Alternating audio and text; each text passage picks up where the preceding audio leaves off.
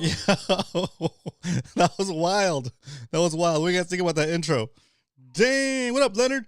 Leonard in the house. Round of applause for the live studio audience for Leonard. Let's go. All right. That intro video, it's not an actual intro video, but I'm using it as an intro video with the permission of Richard over on YouTube. He's Real Richard on X, REEL Richard, at REEL Richard on X, and also at The Richard LA on YouTube. And that clip, that remix he did there is freaking amazing. And I think it's like a nice little way to get pumped, motivated for us to keep stacking sats here on the show. Monday through Friday, 12:30 Pacific, 3:30 Eastern. Every day, we're stacking sats. That's how we do it. All right. So, yeah, it's kind of super hype, right? It's super hype, right? Hope everything is going well with you. Let's jump into the first segment of the show, which we like to call the Sat Strength. Oh my gosh. I'm telling you, the intro is crazy. All right. Today, the price of Bitcoin is $42,687, which means you can buy 2,343 Satoshis for a single dollar. Why is that important? Because it means that you don't have to buy a whole Bitcoin all at once. You can start by buying fractions of a Bitcoin. Those fractions of a Bitcoin are known as Satoshis. We call them sats for short. And so if you accumulate 100 million Satoshis, you will in essence have one Bitcoin. Just like if you accumulate 100 pennies, you'll have $1 of trash. Hard Huddle in the house. Round of applause from the live studio audience for Hard Huddle. Choo! How much does that penny get you? Let's see. Let's say you're walking down the street, minding your own business. You look down, you see a penny, you pick it up, and all the day you'll have 23.4 Satoshis, almost 24 Satoshis. I mean, you got more today than you did a couple days ago, but a lot less than you did more than a couple months ago, right? So, just goes to show you that your penny is losing purchasing power just as the dollar is losing purchasing power. And one day, when Bitcoin hits $1 million, one penny will be worth one Satoshi. Penny Satoshi parity. Incoming. Okay? Incoming. All right. So we're going to keep the show super basic. I realize that I'm not a financial expert. I'm just a guy on the internet that loves to stack sats. And I do it because I see the power of saving in Bitcoin. And I just want to share that message with everybody, right?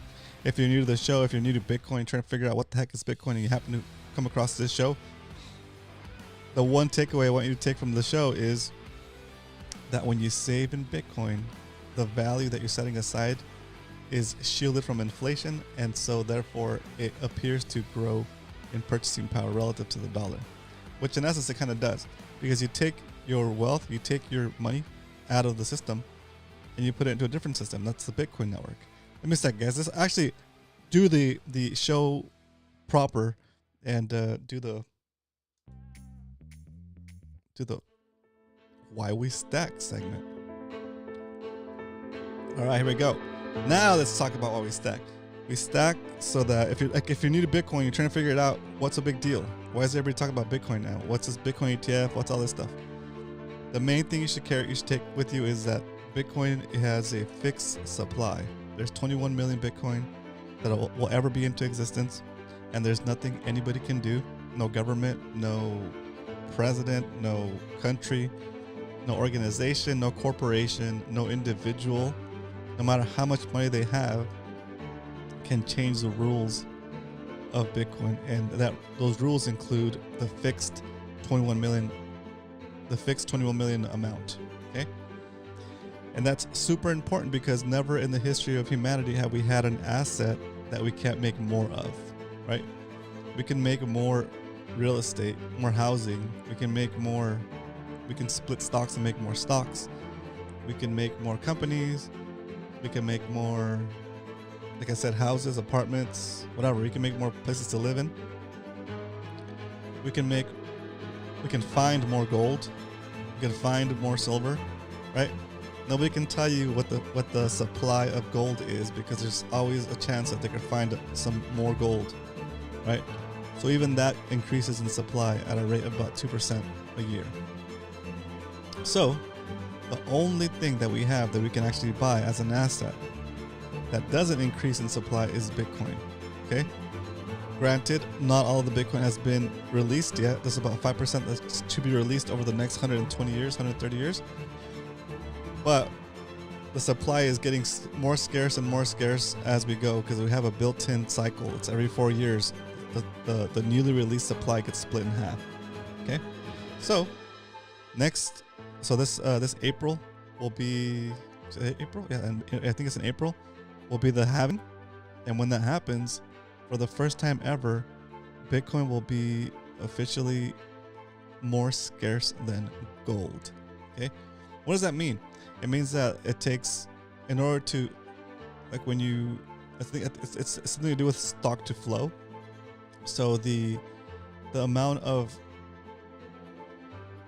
how long it takes to replenish a supply is it's going to be harder to replenish now that we do the halving. When we go into, when you reference Bitcoin to gold, right now gold is harder to replenish, because Bitcoin is going to release at a rate of about 900 Bitcoin per day at this point. But when the halving happens, we're going to get 450 Bitcoin per day, and at that point, the stock to flow of Bitcoin will be better than or more scarce than gold. So it's pretty quick. It's pretty cool. It's pretty. I was gonna say cool and sweet, and it says pretty quick. It's pretty sweet. It's pretty cool. And why is that important though? Why does that even matter?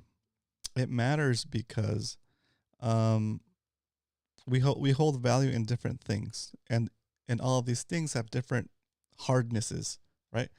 And so, for example, you can have a dollar note, like a dollar bill, and gauge how difficult it is to make another dollar bill or another $100 bill. How difficult is it to make it? It's pretty simple, right? It's in essence, it's just a piece of paper with some printing on it and some ink and some holograms and some reflective stuff. I mean, it's difficult to make. Don't get me wrong. I can't make it on my printer, but I just need a better printer, right? So it's actually very easy to make, right? How difficult is it to make a house, a place to live in, as opposed to a paper bill? Okay, it's a lot more difficult to make a home, to make a building, to build it out, to hire people to make it. So therefore, it's a little bit harder than cash, right? So that's why people traditionally over time have been really using their home as a means, as like a piggy bank, as like a means to build wealth. They get in debt, maybe more than they should, to start to hold an asset that can beat the rate of inflation, as opposed to being as opposed to saving in dollars, right? So you have the same amount of money, you're making payments on the home, but your home is going up in value faster than the dollar is depreciating. So it kind of shields you from inflation in a way, but it doesn't shield you from inflation 100%. It just kind of, you're still losing over time. But you're having to make maintenance payments and insurance and taxes and that kind of stuff, right? But it is better than holding cash, right? There's other different things you can be holding. Hold bonds, right? And they can say, well, it's guaranteed 5 or 4% for 10 years, 30 years, 5 years, whatever you get. And it can appear as if you're shielding that wealth from inflation by holding those bonds or whatever, but the real rate of inflation is higher than usually what those bonds pay. So, yeah, your money's tied up and kind of air quotes safe for those 10 years or 5 years or 30 years, because you're getting a guaranteed rate, 5%, 3%, 4%, whatever it happens to be. But if you analyze it and you look back, you realize that the real rate of inflation year over year is more than the interest they're paying you to hold those bonds. So in essence, you're getting poorer the longer you hold those bonds, just because of the way inflation works, right? And so you look at other things you could be doing, like you could be looking at stocks, buy stocks and buy bonds, and your stocks might be doing okay. They might be getting you 7%, 8% even, if you're really good at that and you know how to manage a portfolio, and you're actually outperforming most people, most institutions, and you're making yourself be 8%. And then it doesn't even matter because the real rate of inflation is still above maybe 9 or 10% as far as actual prices of things that matter, like gas and shelter and food. And so even though it looks like you made an 8% profit, or you had 8% gains, or if you're really lucky, you're still losing. You're still losing by 1% or 2%, because the real rate of inflation is still higher than whatever you think your gains are in those investments, right? And so you look at that stuff and you're like, man, that sucks. Like, what's a good way to save my hard-earned wealth? And that's the best answer. It's been the best answer for the past 10 years. If you look at Bitcoin in any 4-year cycle, you are up. You are up. And it's super easy. All you got to do is buy Bitcoin and take custody of your Bitcoin. And that's it. It's 2 steps. Buy Bitcoin, take custody of your Bitcoin, and hold on to it forever. Because this asset, unlike anything else available to us at this point, including the ETFs, doesn't leak. Okay. ETFs leak. Okay. They leak. What do you mean they leak? Aren't they backed by Bitcoin? They are backed by Bitcoin, right? But it's not in your custody, and it's costing you a percentage. Granted, the percentages right now are super low because they want to get as many customers as possible, but your percentage is going to be like 0.025% or 0.25%, whatever they decided to go with. And that's still it's still a cost. It's still a hole in your bucket that's leaking, right? And maybe it won't leak all the way out by the time you're old enough to pass on your wealth or to retire, but over time they got you in the long run, right? Because it's leaking, right?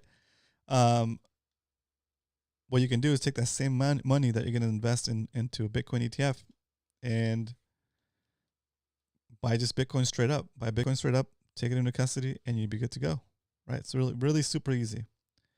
Let me take this off here real quick, guys. There we go.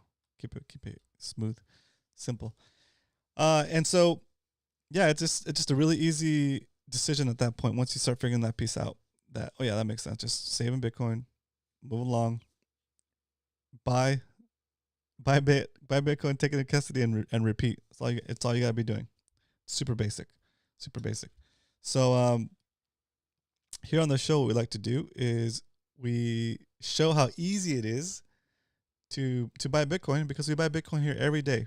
We don't care about the price. We don't care about the volatility, because we know in the end, based off everything that we just talked about, holding Bitcoin is the best thing you can be holding right now, because it's the hardest money to make. It's the hardest thing to make. Okay, you can't make any more Bitcoin ever. So everything else loses to that, right? You can always mine more gold. You can always build more real estate. We're going over the same stuff again. That's why it's super important. Okay, so it's the best thing you could be holding, right? Anything else is going to be losing against Bitcoin, and we've seen charts on here. We've seen charts of that here on the show before, where like you take anything and price it against Bitcoin, and it's losing value over time. The other thing, relative to Bitcoin. Okay, so what you do is you save as much value in Bitcoin, and that will naturally build up your purchasing power, so that you can afford those things for less sats down the road. Okay, we have a whole chart that we go over. We'll probably go over that today, the burrito index. But let's jump into the next segment of the show, guys. It's called. I feel like I need some background music, maybe. Background music. Yeah, background music. All right, let's get into the next segment of the show, which we like to call the Stack Recap. Because we don't only talk about Bitcoin here. We stack Bitcoin every day, Monday through Friday. We buy a little stack depending on the price of Bitcoin, but we buy every day. It doesn't matter what the price is. We buy. The price does. We do adjust for price. We do adjust the amount we stack based on the price just to keep things interesting here on the show and exciting. But today, let's see. Our holdings for 2024 are as shown on the screen. We're holding 943,000 Satoshis for the 2024 season. Will we hit 1 million Satoshis today? I don't know. Let's see. And overall, since the show started back in May, we started stacking at $5 a day to $10 to $20 a day now. But so far, the whole show holdings are 11.9 million Satoshis. And today, how do we determine how much Bitcoin we buy each time during the show? Well, that's determined by the price of Bitcoin compared to our average buy price so far. So today, our average buy price is $44,721, and the current price of Bitcoin is $42,713. And actually, it's looks like it's the lowest it's been for us during a show in 2024, because our lowest purchase has been at 42,856. So today, right now, we're gonna do not a double stack. Oh no, we're doing a quadruple stack. Quadruple stack today, guys. So with that said, now that we know how much Bitcoin we need to stack, there's only one thing left to do, and that is it's time to stack some sats. All right, and just like that, we're gonna get in it. Gonna jump in it. It's making me log in. Okay, I'm gonna log in real quick. It's okay. Better safe than sorry, right? Dang it.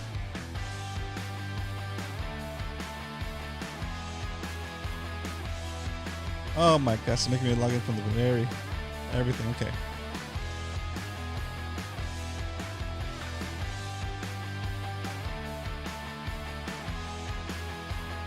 All right, almost there. I'm almost there. Let's see if I can log in and get everything dialed in before the song ends.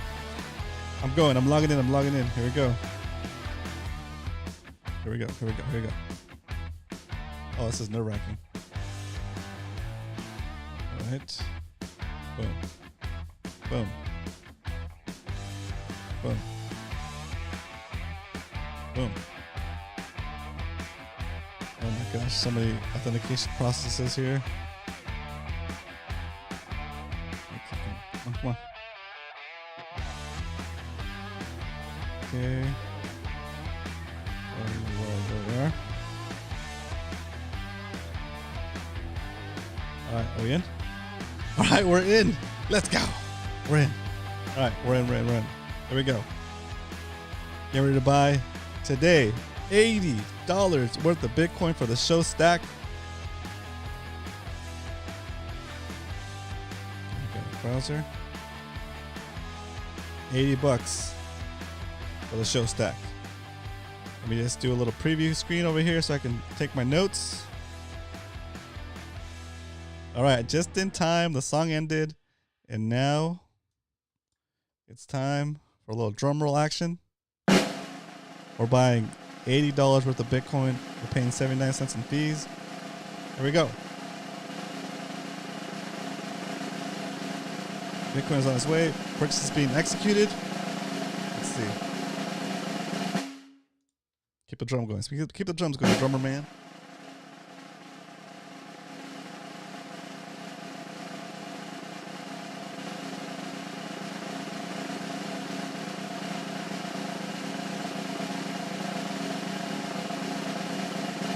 Oh my gosh. Oh, purchase is being executed. What is it saying? Keep it going. Something changed, didn't it? Come on. Hit it. Alright, we can call it done. And just like that, we've stacked sats, and now we chill. Chilling. Update. Drummer is weak. I know he can't hang. I wish the Swan purchase went a little faster. I need Ric Flair in the house. Let's go. Yeah, I'll put up the Ric Flair guy again. If you guys want to see Ric Flair make a guest appearance and scare the bejesus out of me, I'll turn it up so I really get scared. You could do so by sending sats to any of these addresses. It's the same address. And whatever you type into the chat, whatever you type into the memo of the stats you send will show up on the screen here right on my face. Bring on Rick to the show. I know, right? All right. So let's update the spreadsheet, guys. There we go. All right. Today is 1/17/24. Time flies when you're stacking sats. Oh, 42,000. Oh man, it wasn't even the lowest one, but we did a quadruple stack again. Oh my gosh. It's okay. All right, so that's $80. Dang. 0.001844603 on episode 140, just like that. Do we hit 1 million sats yet?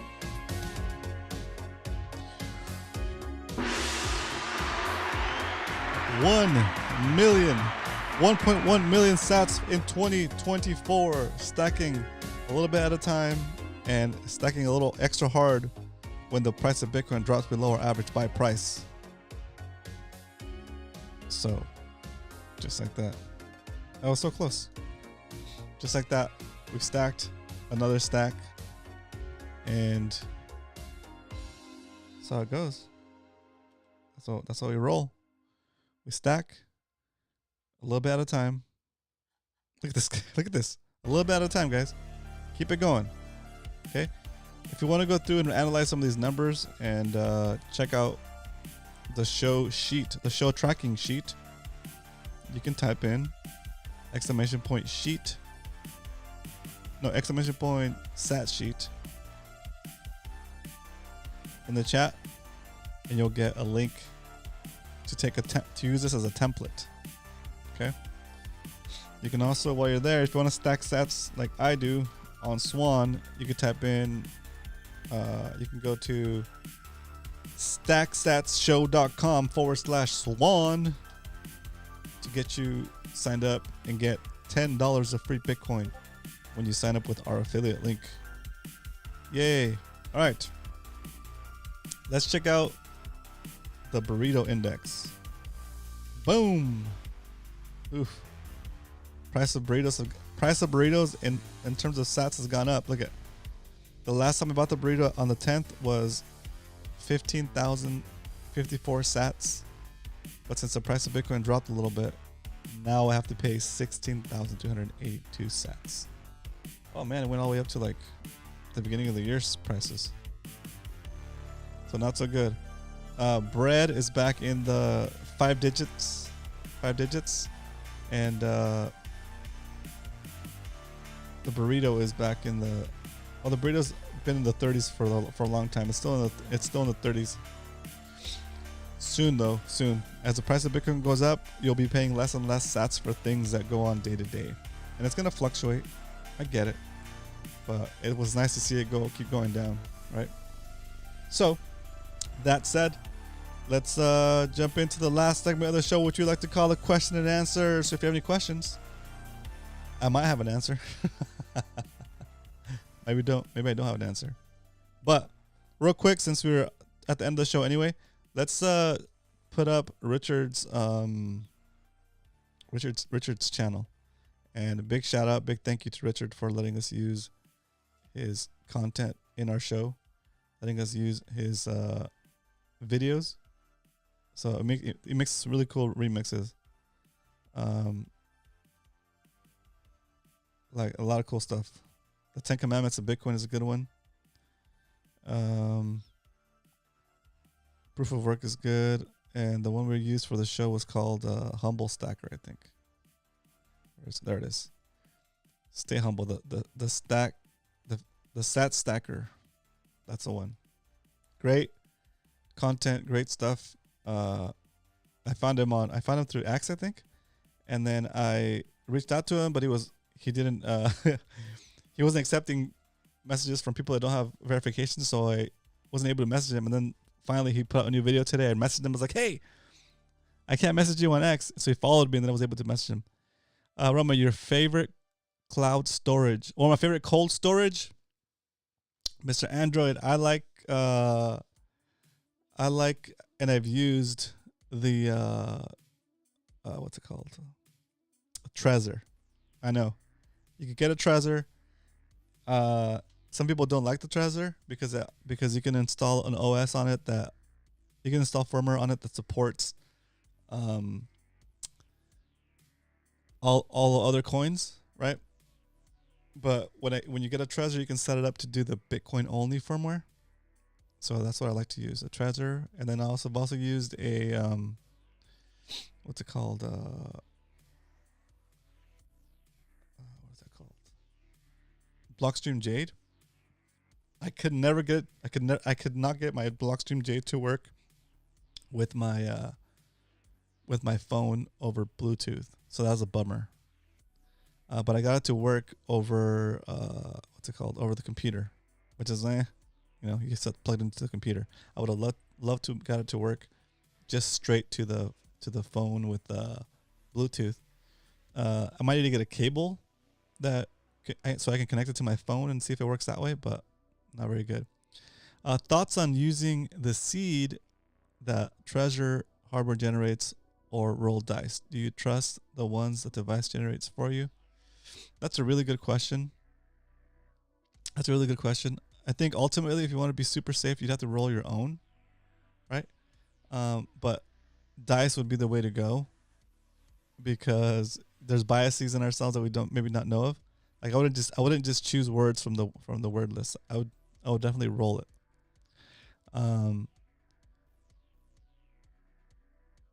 Yeah, but yeah, the one that gets generated from the device, I don't know. It's like that's interesting. That's a very interesting question. Technically, it shouldn't give you one. It shouldn't be tracking that. But now that you put that idea in my mind, you're messing with me. I don't know. I have to do some research on that. That's a really good question, Mr. Android.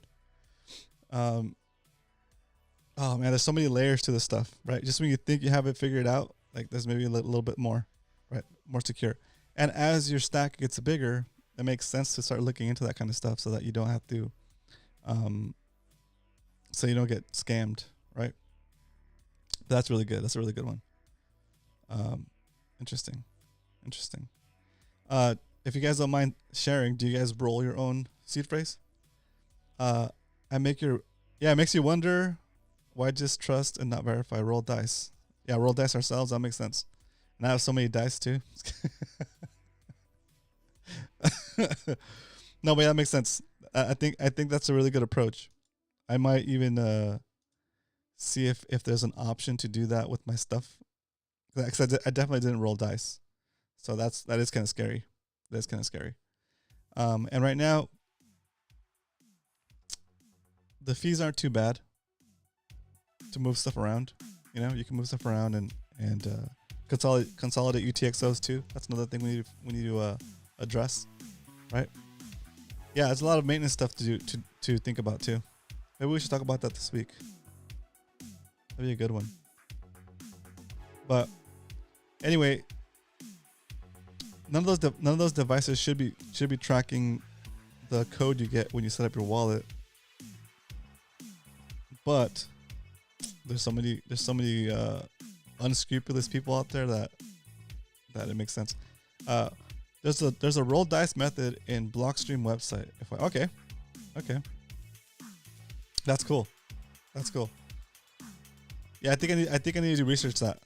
Mr. Android, because it is gonna make things a little bit safe. It will make things safer, I think, but it adds a layer of complication that a new person wouldn't understand. But if you try to take everything all at once and roll dice for seed phrases, they're gonna freak out. Right? It's gonna be more complicated than it needs to be for now. I don't know, That's what's hard, right? Like if you don't,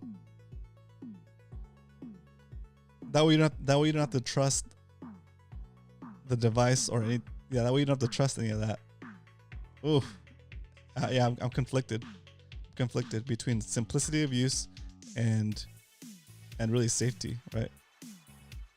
You can trust that they're not tracking your seed phrase and that they don't have it, or you can roll with dice yourself, analog. That's wild, right? And it adds more complication to it. But you know what? Let's do this. Once you have a certain stack amount, right? And you have your cold storage, fine, right? But maybe your cold storage should be like, if you like real cold storage, right? It's really good. Your real cold storage should be self-rolled, or not self-rolled, but like dice rolled or rolled for the seed phrase. That way you're absolutely sure, beyond a reasonable doubt, beyond a shadow of a doubt, that you have a seed phrase that nobody else knows, right? Because even once you roll the seed phrase, if it's gonna be unique, so it'll check that nobody has it, of course. And then once you do that, you'll be I don't know, would the same mechanism that you use to input your rolled seed phrase use that? Will that actually track it too, right? That's like, at what point, right? Because at some point you do have to put in that seed phrase through whatever device you're using in order to put it on that in order for it to hold the private key for you, right? So at some point the device is going to know it. So that's why you go with open source software, I guess, right? Yeah. So thinking back on it now, like, I don't know how much safer it would be to roll it yourself, because the device that you're going to use, if you don't trust the device that's going to give you one, maybe you shouldn't trust that device to put your dice rolled seed on anyway. Lots to think about. But anyway, I'll be thinking about that tonight, probably the rest of the night, freaking out, getting nervous. But I'll watch some videos on it and get myself a little bit more educated on that. Great topic. I love this is why I like the questions, guys, because like, it's gonna get to the point where I don't have the whole answer for something. I can reason it out, but I need to look. You're giving me somewhere to look. You gave me a thread to pull. I'm gonna go pull on that thread tonight and try to get a better understanding of how that part works, how the communication between the actual device and the network happens when you're actually creating a new wallet. So that's how it works. What up, Carl? Round of applause from the live studio audience for Carl and for Mr. Android for the great question. All right, boys. I will see you guys tomorrow for another episode of the Stack Sats Show. Remember, keep stacking. All that good stuff. Oh yeah, and I was supposed to put out a video for JDub this morning, but my video processing software died when I was exporting the video, so I finished exporting it today. It's done. So look for that tomorrow morning, 7:30, the interview with JDub. We talk about his orange pill story, and we also talk about his trip to El Salvador, the things he experienced, and his opinion on how safe or not safe it might be. Okay, so that's a little teaser. Check it out tomorrow morning, 7:30 a.m. Pacific Standard Time. I'll see you guys tomorrow. But until then, remember, if you ain't stacking, you're slacking. Later, guys.